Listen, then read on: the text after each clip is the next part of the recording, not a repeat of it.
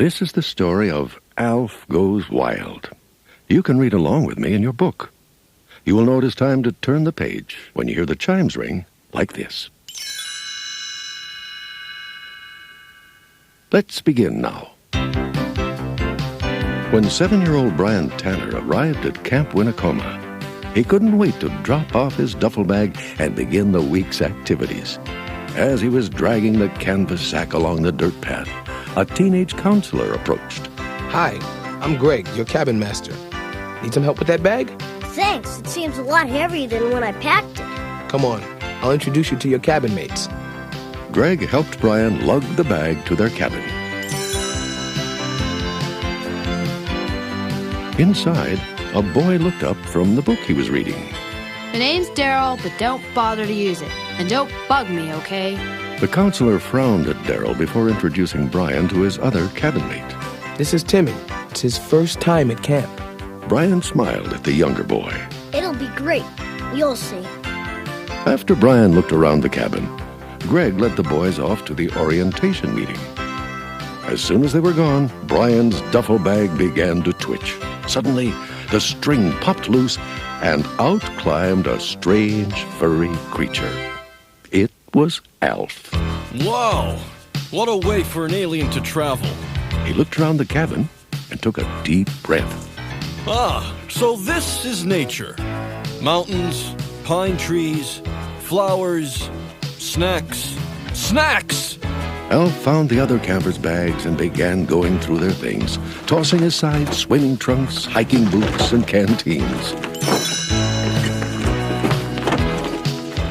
Alf had just about dumped everything on the floor when he got to the bottom of Daryl's bag. Ah, the familiar sound of cellophane wrapping. He pulled the package out. Gumdrops? My heart was set on cupcakes. Oh well, no problem. This is camp. We're supposed to be roughing it. Now, where's the nearest TV? Just then, he heard the boys' voices in the distance. Uh-oh, better scram. I'll wait till later to tell Brian I'm here. Alf hurried outside to hide. As the boys walked up the path, Timmy suddenly stopped and pointed at something in the dirt. Look, footprints. They're coming from our cabin, and they don't look human. As Brian bent down to examine the tracks, Daryl looked into the cabin. Okay, which of you jokers messed up my stuff? As Brian and Timmy stared at the clothes and camping gear strewn around the room, Daryl held up the cellophane. Someone ate all my gumdrops! Brian looked at the empty package in Daryl's hands. Timmy and I were with you all the time, remember? And whatever it was, messed up our stuff too. An animal must have wandered in looking for food. Timmy's eyes widened and Brian patted him on the back. Don't worry about it. We'll just be sure to lock up everything tonight. We better clean up this mess before Greg gets back. They straightened up the cabin, then went to dinner with the other campers. That night, Timmy latched the door before crawling into bed. After the boys had been asleep for a while, a noise jolted Brian awake. He looked at the window and saw a hairy creature trying to get in. Alf! Timmy sat up. Oh, it's back! Yow! Scared by Timmy's screaming, Alf tumbled backward into the bushes. Brian rushed to Timmy's bedside. It was only, a little nightmare you must have been having. Timmy pulled the covers up to his eyes. But at the window, I thought I saw... Go back to sleep, Timmy. I'll go outside and check for anything suspicious, all right? Timmy hid under the covers as Brian tiptoed across the room. As soon as he got outside, Brian raced around the cabin. There he found Alf, lying in the bushes. Alf, what are you doing here? Yo, Brian, just picking pine needles out of my fur. No, Alf. How did you get to Camp Winnacoma? Well, I've always wanted to see the wilderness, to be one with nature, join in harmony with...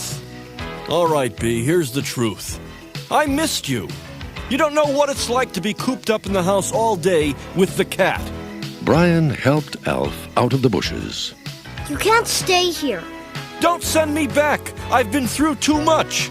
Dragged through the dirt in a duffel bag. Frightened by a very nervous camper. Please, let me stay.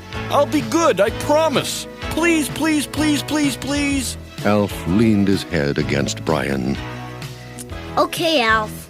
I won't send you home, but you have to promise to stay out of sight. No problem. The next morning, the entire camp set out for a hike. As the boys walked through the forest, Timmy suddenly grabbed Brian's arm. Look over there! Something's moving alongside the trail. Brian saw Alf duck behind a bush. That's, nothing, Timmy. Just shadows playing tricks. Darryl shook his head. You guys are scaredy cats. That afternoon, the hikers discovered a swimming hole. As soon as they were in the water, Darryl sneaked up behind Timmy and started splashing him. Ha! Scaredy cat, you're all wet. Stop it, Darryl! Brian, help me! From his hiding place in a tree, Alf watched Darryl. That guy's really starting to bug me. Ah, here's a pine cone. Take this, you bully. Ow! Who threw that at me? As Darryl glanced up at the trees, Brian gulped. Gee, Darryl, it must have been a squirrel. After dinner, everyone gathered around the campfire. Brian saw Alf peering through the bushes as Greg called the meeting to order. Okay, folks, it's story time. Sitting in a big circle, the boys leaned in to hear Greg.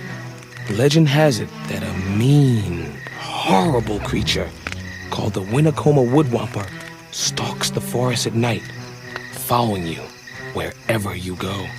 The story made Alf feel a little afraid. He looked at the dark forest behind him. Shivering, he crept closer to the campers. Greg continued his story. Nobody knows what the Woodwhopper looks like. Some say he's 3 feet tall. Others say over 12. One thing's for certain. He's out there. Isn't he, Timmy? Yeah. He was in our cabin. He made a mess of everything. That's right, Timmy. Legend also states that the creature isn't very tidy. Darryl put his head in his hands. Oh, brother. Meanwhile, Alf was listening to every word. He was sure the Woodwhopper was going to pounce on him any second. He tried to ignore the forest sounds, but when he heard something behind him, he jumped.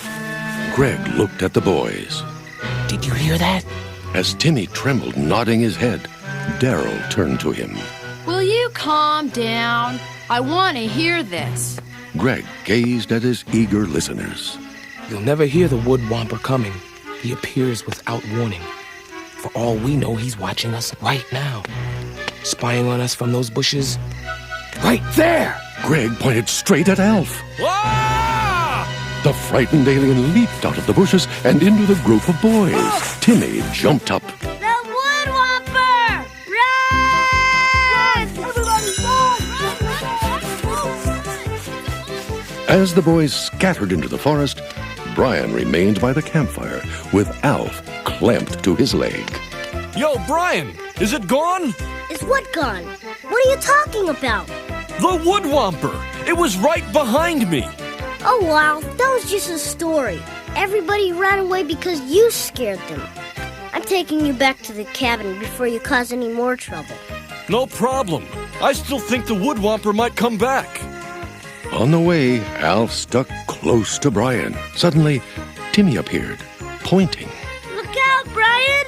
The Woodwhopper's following you! Where? Alf grabbed Brian's arm. No, Alf. Timmy thinks you're the Woodwhopper.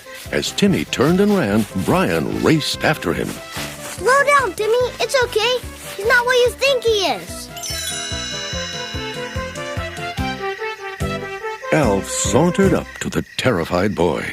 Yo, Tim, don't worry. I'm, a mystical creature of the forest. Yeah, sent by the King of the Woods to, give you the power. Power? Timmy stopped shaking. Yeah, the power to overcome your fears. Timmy took a better look at Alf. You're You're not much bigger than I am. Up close, you don't look very scary. From now on, I promise not to be afraid of anything I can't see. As Brian walked Timmy back to the cabin, Alf thought it best to take another route. Alone in the forest, Alf kept a lookout for the wood whomper. Oh, this is great! From a brave, good-looking alien, I've become a... Oh, what's that? A branch breaking? Yeah, that's it, Alfer. Be strong. Be very strong. Wait, over there. Something's behind that tree! Be afraid. Be very afraid. Oh no! It's... Daryl! When Daryl looked out from behind the tree, he saw something running towards him, making a strange sound and waving its arms. The boy took off, but only got a few yards when he tripped and fell. As Daryl rolled over on his back, Alf perched himself on the boy's chest and stared him in the eye. I'm the Woodwomper, Daryl, and I've been watching you. You haven't been a nice kid lately. Not nice at all. Daryl pleaded with the creature. I'm sorry. Don't hurt me. I'll do whatever you want. Oh yeah? How about easing up on Timmy? Sure, anything. Really. I'll be nice to everyone. Honest. Alf slowly climbed off Daryl's chest. You better remember, I'll be watching. You'll never know when I'll pop up next. Daryl got up and slowly backed away, then took off running for camp. Later that night, Alf met Brian outside the cabin. Try not to take this too hard, but I'm leaving this place. I was wrong. Nature isn't what it's cracked up to be. There's no TV, no microwave. This hostile environment is no place for an alien. I know, Alf. I'm sorry it turned out this way. I'm going to miss... Oh my gosh! Alf, behind you! It's the Woodwomper! Help! Help! Send me home! Now! Brian clapped Alf on the shoulder. Just kidding!